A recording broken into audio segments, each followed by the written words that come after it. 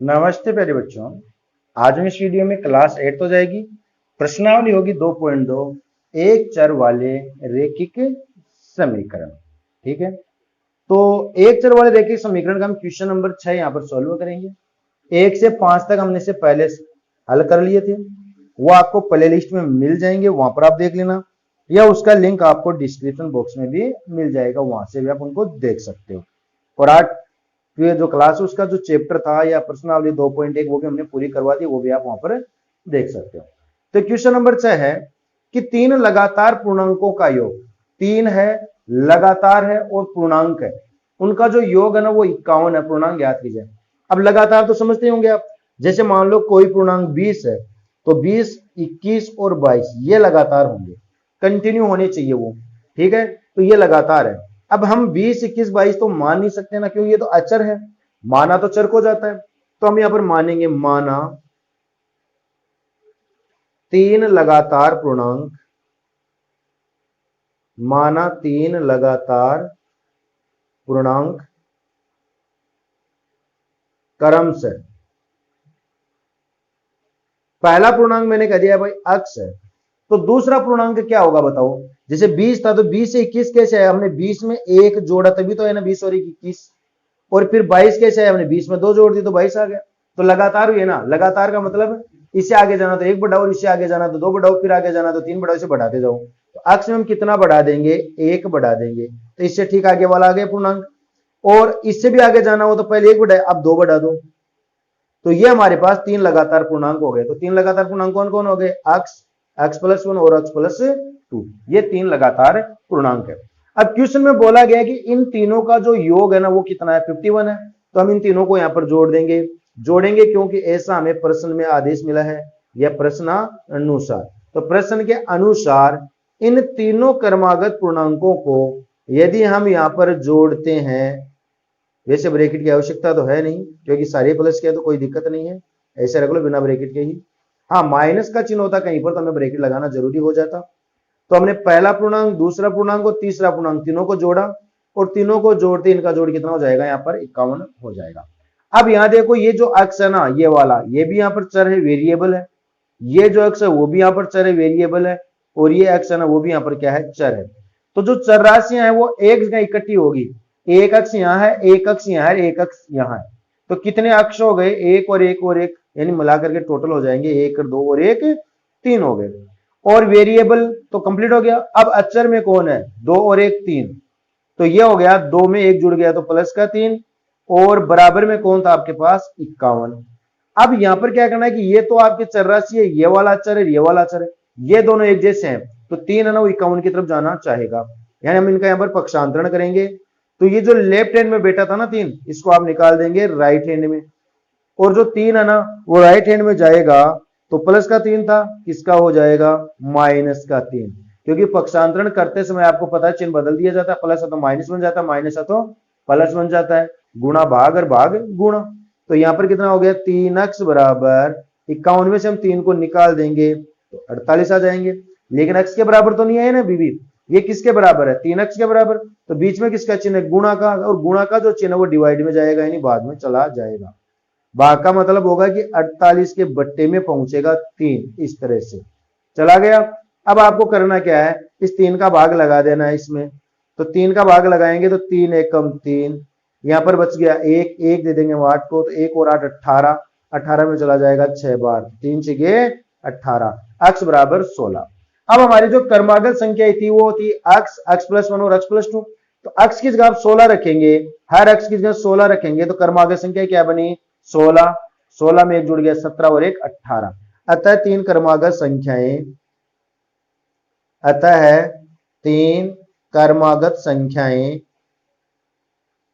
क्रमागत को हम लगातार कहते हैं, तीन क्रमागत संख्याएं कौन कौन सी बनी, 16, पहली संख्या 16, 16 में एक बढ़ा दिया 17, और 17 में फिर एक और बढ़ा दिया तो 18, या 16, 16 और एक 17, 16 और 2 18।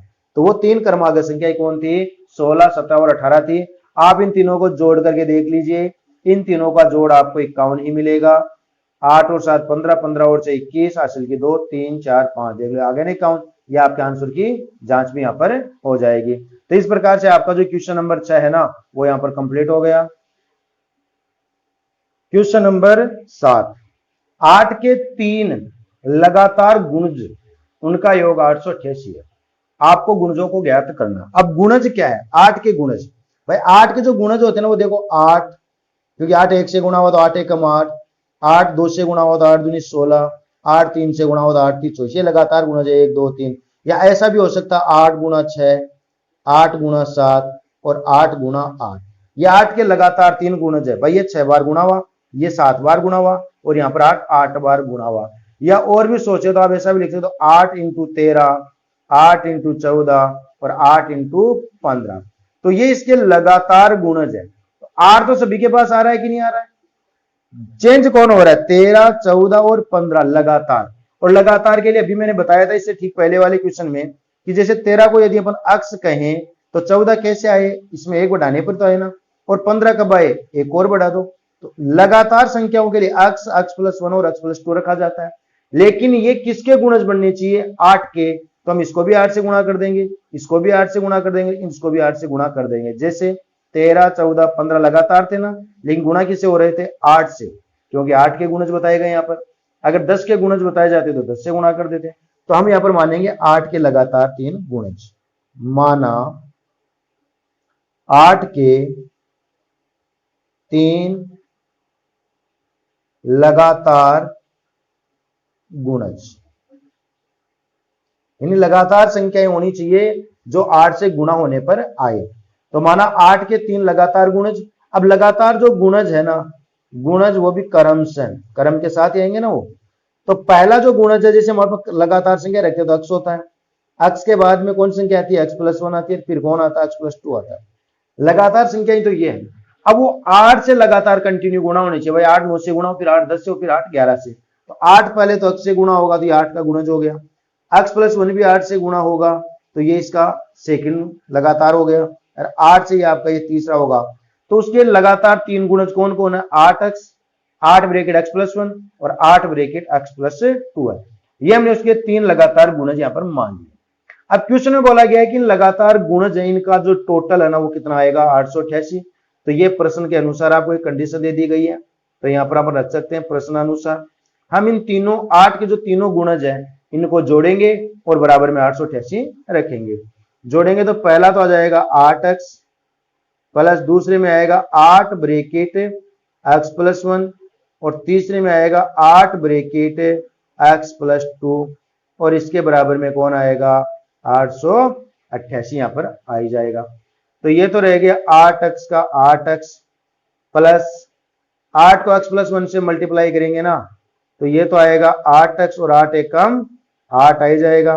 फिर 8 को x से गुणा करेंगे तो प्लस का 8x आ जाएगा और फिर 8 को 2 से गुणा करेंगे ना तो 8 दूनी 16 और बराबर में आ जाएगा 888।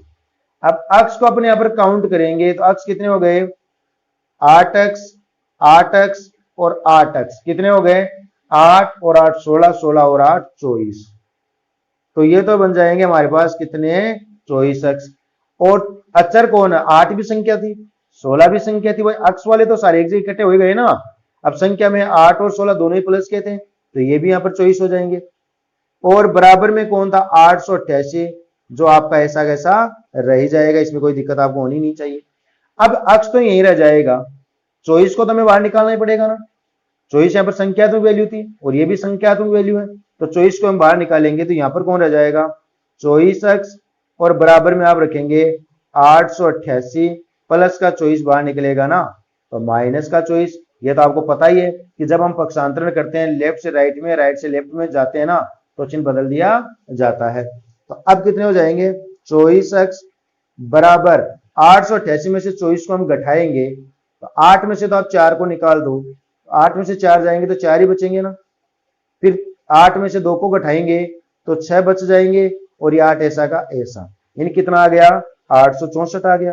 तो 24x किसके बराबर है? 864 के बराबर। और बीच में किसका साइन है? मल्टीप्लाई का। तो मल्टीप्लाई वाला साइन डिवाइड में जाएगा तो x बराबर कितना होगा? 864 और बटे में कौन आएगा आपका? 24। अब आपको 24 का इसमें भाग लगाना है तो लगा देते हैं। 24 का भाग जाएगा इसमें, 24 दूनी 48, 24 72, 3 बार 72। अब 46 में से आप 72 को निकालिए, सॉरी 86 है, तो 86 में से आप किसको निकाल देंगे, 72 को निकाल देंगे ना, तो हमारे पास बचेंगे 14। और एक चौकाई है 144, और 144 24 के फाड़े में आते हैं कितनी बार में, 24 छिगे 144, तो यह आपका कितना आ जाएगा, यहाँ पर 36 आ जाएगा। तो अक्स का हमें पता चल चुका है। अब जो लगातार तीन हमारे गुणज थे ना 8 के, वो कौन थे, 8x, 8x + 1 और 8x + 2। तो अक्स की जगह आपको 36 रखना है, इनको यहाँ पर मल्टीप्लाई करते हुए चलना है। तो अब हम लिखेंगे 8 के लगातार गुणज। तो 8 के लगातार गुणज कौन कौन थे, एक तो था आपका 8x, तो 8x का मतलब 8 × x, x कौन था 36, 36 को 8 से गुणा करेंगे तो 8 से 48, हासिल हो जाएगी 4, 8 × 24 और 4 × 28। पहला गुणज था आएगा 288, दूसरा गुणज था 8x + 1, 8x + 1 कौन है, x की जगह 36 और एक 37, 8 को आप 37 से गुणा करेंगे तो 8 × 7 56, हासिल की 5, 8 × 3 24, और 24 में अगर आप 5 जोड़ेंगे ना तो 29 हो जाएगा 296। और तीसरा गुणज था 8 ब्रैकेट x + 2, तो 8 की जगह तो 8 रहेगा, x वाली जगह 36, तो ये बन जाएगा 36 और 2 38, 38 को आप 8 से गुणा करेंगे तो 8 × 64, हासिल की 6, 8 × 24 और 36। तो 8 के लगातार तीन गुणज ये आ जाएंगे।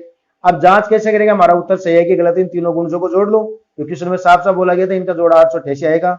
तो 8 और 6 14 और 4 18 का 8, हासिल की 1, 9 9 18, फिर 8, हासिल की 1 3 और 1 हासिल वाली 4, 2 6 2 8, देखो आ गया ना 888, ये हो गए।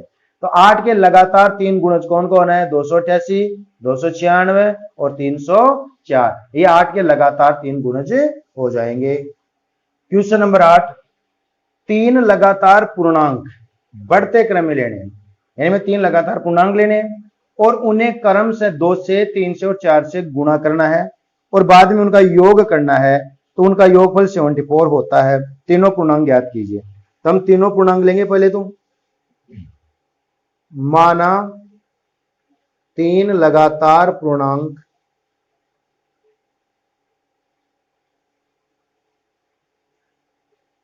बढ़ते हुए या बढ़ते क्रम में,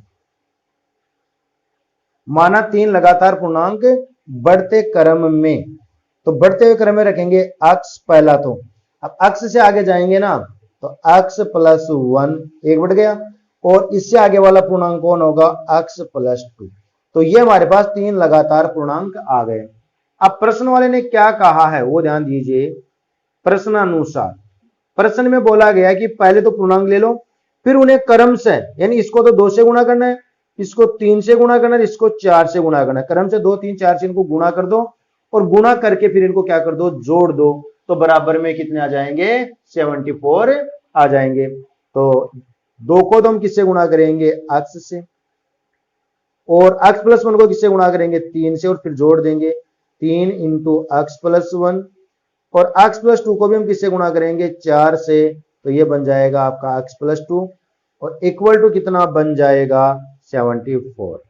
क्वेश्चन वाले ने ऐसा साफ साफ कहा था कि पहले तीन पूर्णांक ले लो, हमने तीनों पूर्णांक ले लिए, फिर उन पूर्णांकों को क्रम से x को 2 से गुणा करेंगे तो 2x बनेगा, x + 1 को 3 से गुणा करेंगे तो 3 ब्रैकेट x + 1 बनेगा, और 4 को इससे गुणा करेंगे तो 4 ब्रैकेट x + 2 बनेगा। गुणा कर दिया और फिर उनको जोड़ दो, तो हमने जोड़ दिया, जोड़ते ही वो कितना हो जाएगा, 74। तो हमने 74 के बराबर रख दिया। अभी चल करेंगे, 2 को x से गुणा करेंगे तो 2x आ जाएगा, कोई दिक्कत नहीं होनी चाहिए।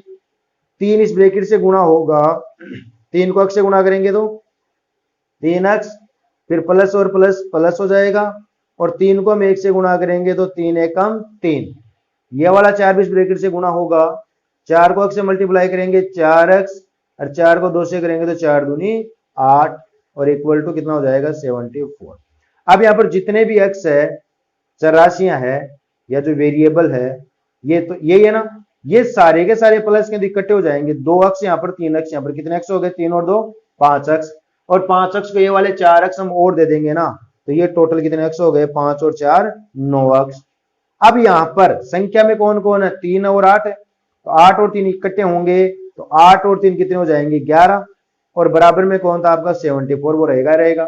अब यहाँ पर जो 11 है ये भी एक संख्या है, ये भी एक संख्या, यानी इसको भी हम अचर पद कहेंगे, इसको भी हम अचर पद ही यहाँ पर कहने वाले हैं। तो ये जो कांस्टेंट वैल्यू वो एक तरफ रहना चाहेगी, यानी 11 जो लेफ्ट से राइट की ओर जाएगा तो प्लस से माइनस हो जाएगा ना, तो 9x बराबर कितना होगा 74, और प्लस का 11 बाहर निकलेगा ना, तो ये बन जाएगा माइनस का 11।